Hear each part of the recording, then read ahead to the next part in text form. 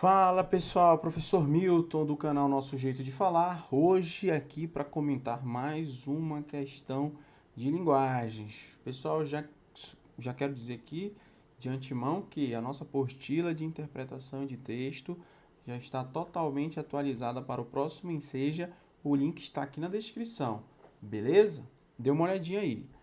Vamos agora para essa questão que deu um texto, certo? O examinador do Enseja já deu um texto, você consegue perceber aí. E também ele faz aqui uma pergunta, olha só. Então vamos ver, né? O que será que ele quer? Ó? Esse texto apresenta algumas gírias. Opa, já sei que no texto vai aparecer gíria, usadas por certos grupos de carioca, o que distingue sua fala da fala de pessoas de outros lugares. Beleza. Você conhece as gírias, né, do Brasil. Em cada região, as pessoas usam determinadas gírias. Beleza? Tranquilo, professor? Só que ele pergunta, ó, além desse aspecto regional, no caso ali, ó, em relação aos cariocas, né, lá no Rio. Nesse texto, a gíria também distingue falares de diferentes.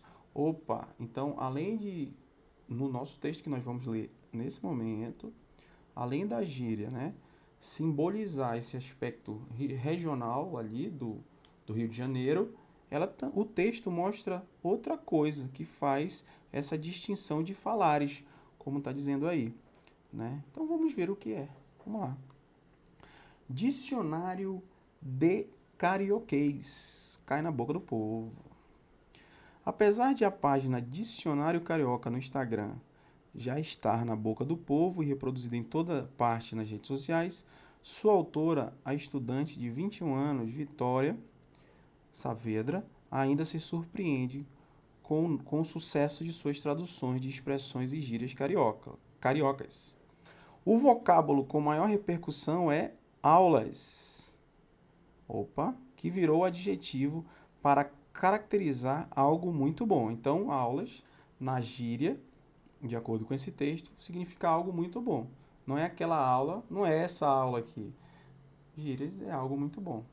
Então, é uma gíria, tem um outro significado. Para alguns, a expressão ainda causa estranhamento. Para outros, já faz parte do dia a dia. Beleza. A página viralizou em 48 horas, passando de 20 mil seguidores para 180 mil. Mac é tranquilo. Olha só, Mac significa tranquilo. Aulas é maneiro, algo muito bom que ela acabou de falar, que o texto acabou de falar. E morde as costas significa fica tranquilo. Quer dizer, olha só, essas gírias cariocas que o texto está mostrando significa, ó, no caso, morde as costas significa fica tranquilo. Maria de Fátima dos Santos, de 61 anos, olha só a diferença de idade de uma para outra, né? A Vitória lá que criou o perfil no Instagram tem 21 anos e a Maria de Fátima tem 61 anos. 61 anos. Mesmo admitindo estar um pouco desatualizada, entrou na brincadeira e tentou adivinhar qual era o significado de algumas delas. Aí olha o que a Maria falou. Eu já falei mais gíria antigamente, hoje em dia não falo tanta. Quer dizer, você percebe aí que isso é normal, né? As gerações, elas... Vou voltar para o texto aqui. Elas possuem as gírias daquela geração, né? Então, se você já tem uma certa idade, aquela gíria que você usava quando era criança não é a mesma, ou já mudou, ou ninguém usa mais hoje em dia. Então, cada geração tem a sua gíria, né? E, beleza, então você percebeu que o texto trouxe algumas gírias para a gente aprender aí, para ficar mais familiarizado, mas vamos ver o que o examinador do Enseja quer, né? Que é o que importa. Vamos ler novamente. Esse texto apresenta algumas gírias usadas por certos grupos de cariocas, o que distingue sua fala da fala de pessoas de outros lugares. Além desse aspecto regional, nesse texto a gíria também distingue falares de diferentes gêneros. Falou em masculino e feminino aqui, pessoal? Não, né? Não tem nada a ver. Profissão, falou de profissão? Piorou, pessoal, piorou. Faixa etária? Opa, aí sim. Nós vimos a diferença de idade entre a Vitória e a Maria de Fátima, né? E também pelo texto, né? Pela fala da Maria, a gente percebe que ela falava muita gíria antigamente, mas as gerações vão mudando, né? Novas gírias vão surgindo, né? E as pessoas deixam de falar determinada gíria. Então, além dessa questão do aspecto regional, nós percebemos a questão da faixa etária, que diz muito sobre as gírias. Classe social, pessoal, falou de gente rica, de gente pobre, de gente de classe média? Não, de jeito nenhum. O texto não falou nada disso. Então, o gabarito é a letra C. Mais uma questãozinha aí do Enseja. Essa foi moleza, hein, pessoal? Aguardo você na nossa próxima questão e valeu! Olá, pessoal, tudo bem com vocês? Professor Milton do canal Nosso Jeito de Falar. Hoje nós vamos comentar agora neste momento mais uma questão de linguagens, beleza? Então vamos lá, questão de número 8. Nós temos aquele padrão, né, pessoal, que nós já estamos acostumados a perceber do Enseja, que é um texto. Olha só, é um texto. Professor, é um texto? É um texto. E a pergunta. A pergunta tá bem aqui, ó, né? Você tá vendo aí. Beleza, então vamos ao texto, né? Tem que ler o texto, meu filho. Ah, professor, tem que ler. É claro, para você marcar entre a letra A, a letra B, a letra C ou a letra D. Então já se inscreve aí no canal, dá essa força pro professor. Estamos comentando tudo que é questão aqui do Enseja, tá? Então vamos lá, meu filho. Clica no botão vermelho que a gente tá junto para a sua aprovação. Então, vamos lá, professor. Alguns escravos, questão 8. Alguns escravos tocavam profissionalmente instrumentos europeus. Opa, sabemos aqui a questão dos escravos, que eles tocavam profissionalmente instrumentos europeus. O maior empregador de músicos escravos, opa, os escravos são músicos. Era a família real. E em 1816, quer dizer, a família real contratava os músicos escravos. Tá bom, professor. E em 1816, uma orquestra de pelo menos 57 escravos tocava em ocasiões especiais. Quer dizer, os escravos músicos faziam parte de uma orquestra. Opa, professor, que bacana. Como em Nova Orleans, havia bandas musicais ambulantes, em que escravos tocavam cornetas, flautas, clarinetas, violões e tambores. Então, o que acontecia lá em Nova Orleans? Havia bandas musicais de escravos, que eles tocavam diversos instrumentos, cornetas, flautas, clarinetas, violões e tambores. Nas ruas, na ópera, nos salões e nos enterros, proliferavam os grupos musicais negros, né? Então nós lembramos aí que nessa época aí de 1816, havia a escravidão dos negros, né? E com base nesse texto aqui do Enseja, nós percebemos que alguns desses escravos negros tocavam instrumentos musicais, faziam inclusive parte o quê? De orquestra, tá vendo aí, meu filho? Olha só, opa, tocavam diversos instrumentos nas ruas, na ópera, nos salões, e eles ainda eram contratados pela família real. Beleza, professor, consegui entender. Então vamos lá. O que o examinador do Enseja quer? O texto trata de práticas musicais que ocorriam no Brasil no início do século XIX. Beleza.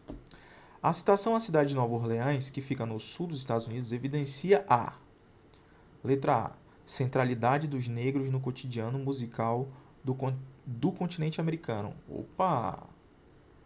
Essa parece estar boa, né, professor? Vamos lá. Novamente, a citação à cidade de Nova Orleans, que fica no sul dos Estados Unidos, evidencia o quê? Volta lá, professor, olha só. Como em Nova Orleans havia bandas musicais ambulantes, em que escravos tocavam cornetas, flautas, clarinetas, violões e tambores.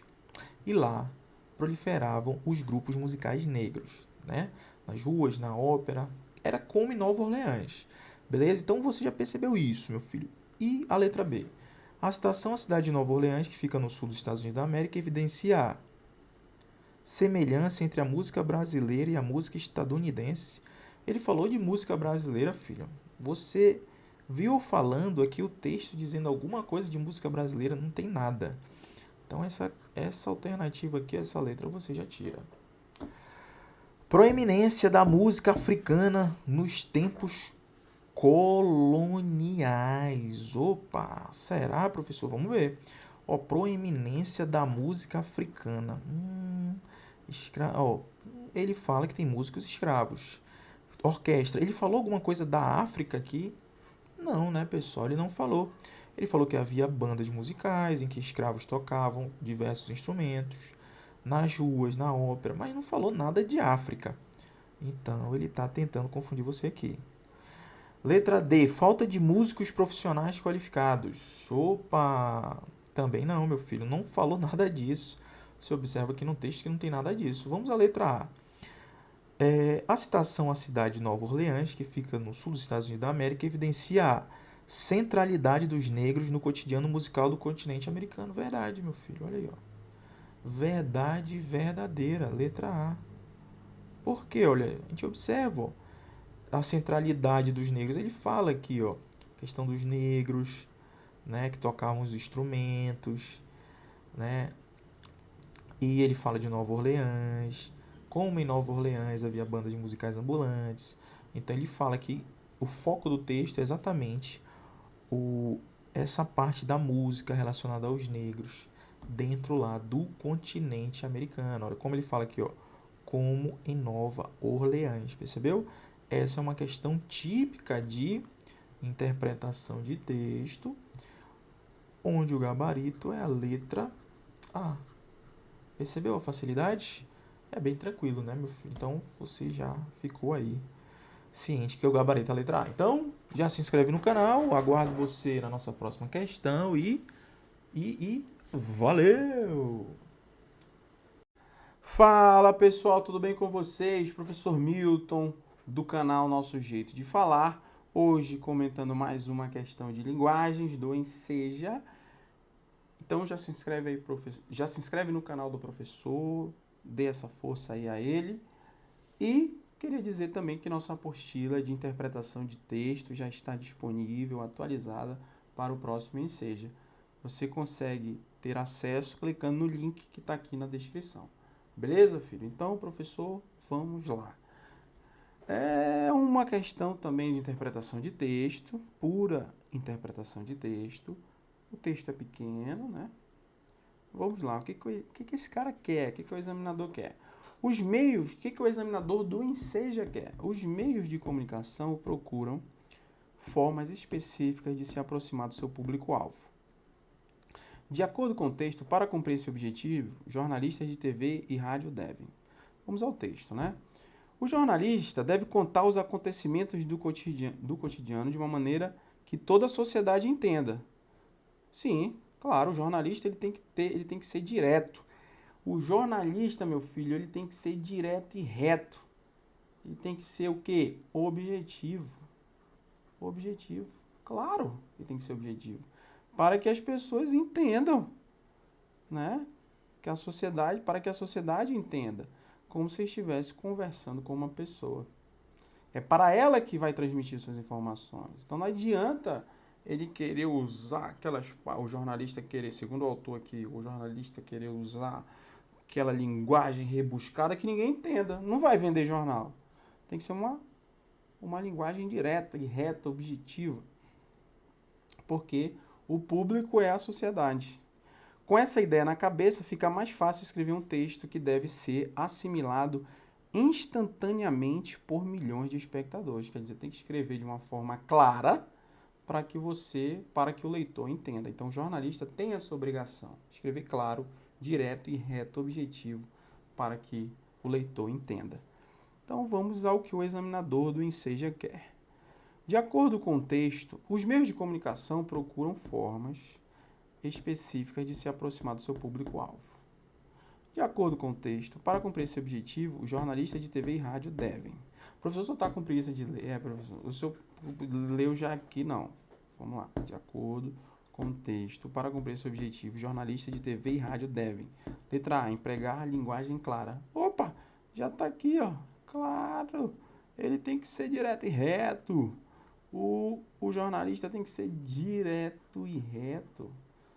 Direto e reto. Professor, escreva direito. Direto e reto. Tem que ser o quê? Objetivo. Né? Objetivo. O jornalista, vamos à letra B. O jornalista abordar temas da atualidade? Não, não é isso que o texto fala não, né, pessoal? Ele fala que o jornalista tem que ser objetivo, claro. Usar expressões, letra C, usar expressões típicas de oralidade também não. Direto e reto, nós vimos aqui, ó, de uma maneira que todo jornalista deve contar os acontecimentos do cotidiano, de uma maneira que toda a sociedade entenda, como se estivesse conversando com a pessoa. Beleza? Letra D, divulgar informações de interesse comum, também não diz isso o texto não, ele está falando que as pessoas, o conteúdo deve ser assimilado instantaneamente por milhões de espectadores, porque a linguagem tem que ser clara. Tem que ser clara, beleza? Então não é de interesse comum, não tem nada a ver. Letra A, gabarito, meu filho, professor. É isso aí. Então, encontro você no nosso próximo vídeo e valeu! Olá, pessoal, professor Milton aqui, comentando mais uma questão de linguagens para o Enseja.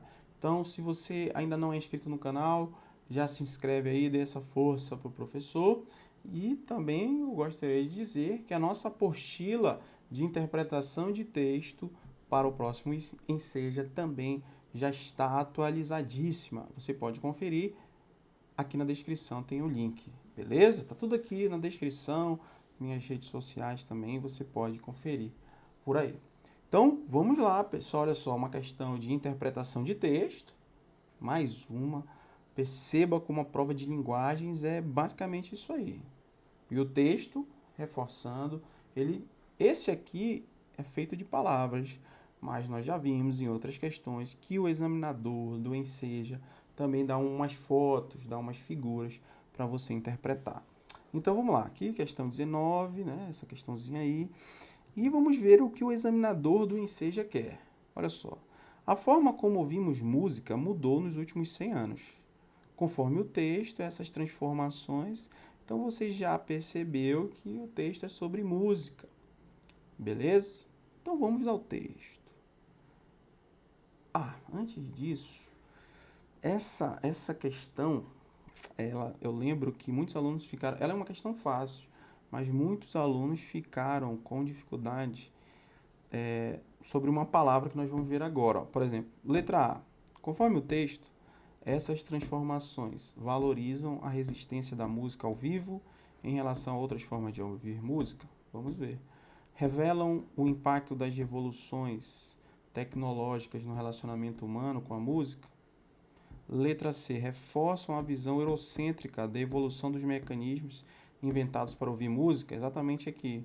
Teve aluno que ficou em dúvida. Eurocentro, a visão eurocêntrica tem a ver com a Europa, eurocêntrica, como se a visão de lá, da Europa, fosse mais importante do que a visão dos outros lugares.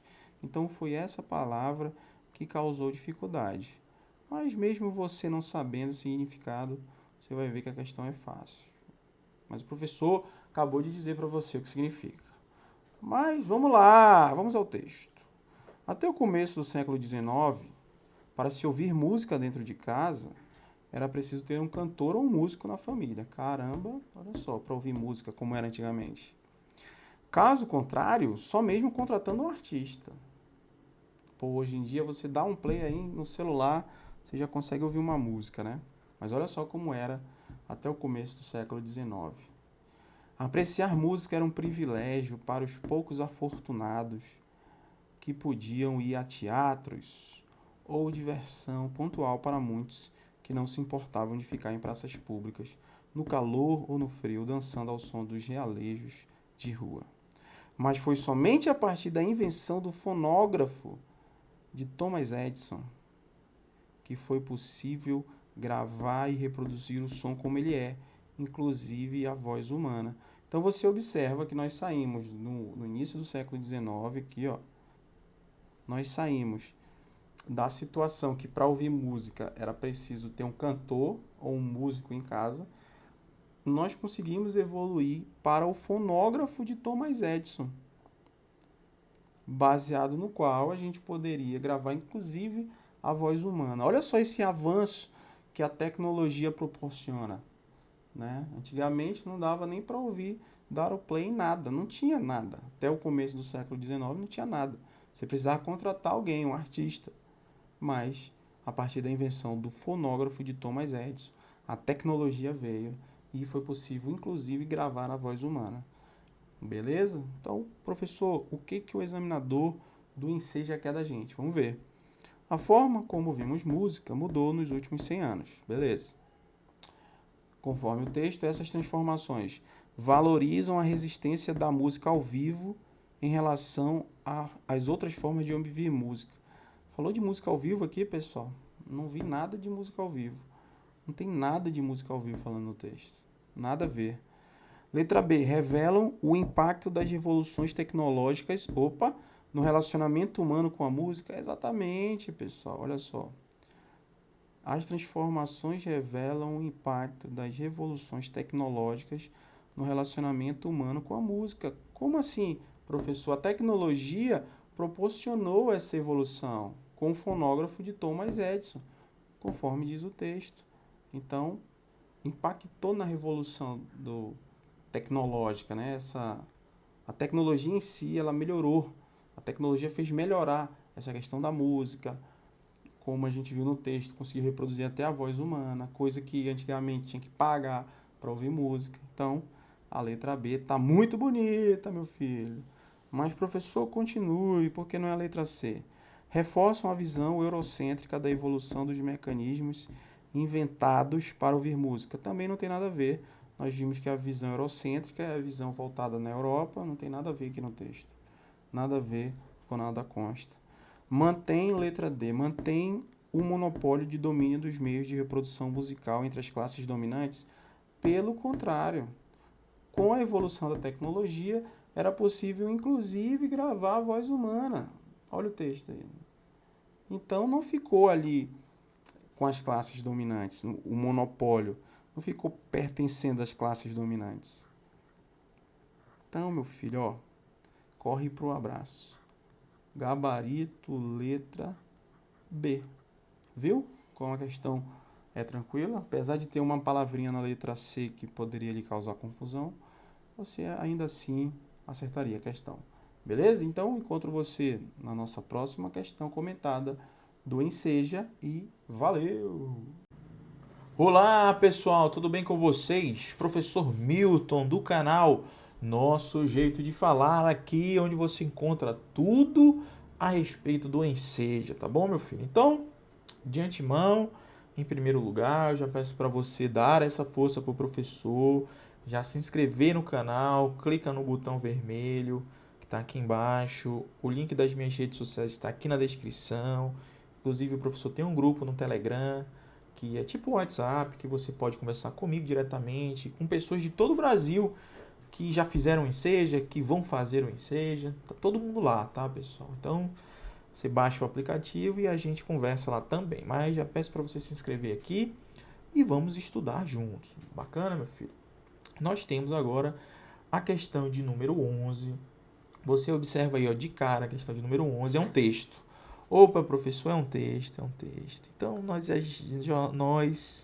já sabemos que nós estamos diante de uma questão de interpretação de textos, beleza? Então, você já sabe que nós já estamos diante de uma questão de interpretação de textos, tá? Eu vou mostrar aqui para você o que o examinador do Enseja quer, né? Nós precisamos saber. Professor, o que ele deu um texto e nós precisamos saber o que ele quer. Vamos ver neste momento o que ele quer. Olha aí. Ele deu aqui, ó, várias alternativas, tá vendo? A, B, C e D. Então vamos lá. Vamos ler o texto, né, meu filho? Não dá para fazer uma questão de interpretação de texto sem ler o texto. Claro, professor, claro. Ó. Questão 11. Tem uma montanha rochosa na região onde o Rio Doce foi atingido pela lama de mineração. Meu Deus do céu, o Rio Doce foi atingido por uma lama de mineração. O rio já ficou prejudicado, né? Nós já vimos que o rio ficou prejudicado. Por conta de quê? De poluição, porque ele foi atingido por uma lama de mineração. A aldeia Krenak fica na margem esquerda do rio. Na direita tem uma serra. Aprendi que aquela serra tem nome. Opa, a serra. Ela é tão importante nessa região que ela tem um nome, ó, Taco Crack. Ela tem um nome, quer dizer, apesar de o Rio Doce ter sido atingido pela lama de mineração, no lado direito lá tem uma serra, e essa serra tem um nome. E personalidade. Observe aí que o autor do texto ele quer dar muita ênfase para essa serra. Ele está mostrando para a gente o quê? Que apesar de a lama do Rio Doce, a lama da mineração, ter atingido o Rio Doce, tem uma serrazinha lá, que ela tem nome, e ele ainda coloca uma palavra muito forte aqui, ó, personalidade. Quer dizer, a serra tem aquela personalidade, de dizer, olha, eu sou a serra Taco Crack, eu estou aqui, apesar de o Rio Doce ter sido atingido pela lama. Continue, professor. De manhã cedo, de lá do terreiro da aldeia, as pessoas olham para ela, para a serra, e sabem se o dia vai ser bom ou se é melhor ficar quieto. Opa, quer dizer, as pessoas olham para a serra e já olham. Opa, será que hoje o dia vai ser bom ou vai ser ruim? Como é que eles sabem disso? Ó? Quando a serra, está com uma cara do tipo, não estou para conversar hoje, as pessoas já ficam atentas. Quando ela amanhece esplêndida, bonita, com nuvens claras sobrevoando a sua cabeça, todo enfeitado, o pessoal fala, pode fazer festa, dançar, pescar, pode fazer o que quiser. Quer dizer, você percebe que a serra é tão importante, ela tem tanta personalidade, como diz o autor aí, que as pessoas que moram lá, apesar de terem sofrido ali a poluição, terem sido prejudicados pela poluição do Rio Doce, eles olham para a serra, Taco Crack, essa serra aí, e já dizem assim, opa, hoje ela não está para conversa, dependendo do dia, de manhã cedo. Ou quando ela amanhece esplêndida, bonita, como diz aqui no finalzinho, ó. Tá vendo? Pode fazer festa, dançar, pescar, pode fazer o que você quiser. Quer dizer, tudo depende. Ela tem tanta personalidade que ela consegue interferir no humor das pessoas que moram lá. Beleza? Beleza, professor, eu entendi. Então, vamos à questão. Relacionando a cultura de uma aldeia à natureza, beleza, em que ela se situa, o narrador demonstra a visão idealizada dessas pessoas? Não. Visão idealizada, pelo contrário, meu filho. Não foi idealizado nada. Foi aqui o Rio Doce, foi atingido pela lama. Meu filho foi prejudicado, poluição, não tem nada de ideal nisso aí. Prejudicou toda a natureza. Então, não tem nada a ver com idealização, com sonho. Idealização, tá, meu filho? Vou colocar aqui, ó. Idealização. Ideias tem a ver com ideais, né? Tem a ver com sonhos. Tem a ver com sonhos. E não é isso que o texto diz, né, filho? Não é isso. Letra B. Brinca com o sentimento das palavras indígenas. Você viu alguma coisa de brincar com sentimento? Não. A serra tem um nome indígena, mas ele não brinca. Ele não brinca. Pelo contrário, ele não brinca com o sentido das palavras. Ele não brinca. Ele não faz essa brincadeira de sentidos de jeito nenhum. Só diz o nome. Letra C. Vê na sensibilidade uma forma de resistência. Opa, meu filho, exatamente. Vê na sensibilidade uma forma de resistência. Por quê que é uma forma de resistência? Porque o local foi todo atingido por lama da mineração, o Rio Doce. E eles têm a sensibilidade. Professor, onde está essa sensibilidade?